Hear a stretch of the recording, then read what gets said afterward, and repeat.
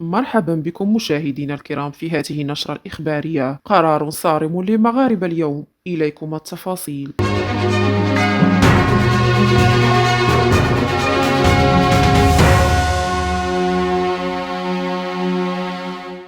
أعاد المكتب الوطني للكهرباء والماء الصالح للشرب تطبيق الغرامة على المواطنين الذين يتأخرون في أداء الفواتير بعدما تم تعليقها خلال السنتين الأخيرتين بسبب انتشار جائحة فيروس كورونا. المكتب الوطني للكهرباء والماء الصالح للشرب أصدر يوم الخميس دورية أشار فيها إلى أنه اتخذ منذ بداية جائحة كورونا عددا من التدابير التجارية لصالح زبنائه، منها تنويع طرق الأداء ومنح تسهيلات في السداد، إضافة إلى وقف الغرامات عن تأخير في الأداء. وأفادت المعطيات التي تضمنتها الدورية بأن المبالغ المستحقة لفائدة المكتب الوطني للكهرباء والماء الصالح للشرب وغير المؤدات قد وصلت إلى 650 مليون درهم، مشيرة إلى أن قرار إعادة تطبيق الغرامة عن التأخر في الأداء جاء في ظل غياب عوامل التحفيز لدى الخواص لتسديد المتأخرات، وسيتم ابتداء من فاتح يناير 2023 في إعادة تطبيق تغريم زبناء المكتب المتأخرين عن تسديد فواتيرهم خلال الأجل القانوني، وسيتم احتسابها بالشروط نفسها التي كان معمولا بها قبل تعليقها بسبب جائحة كورونا.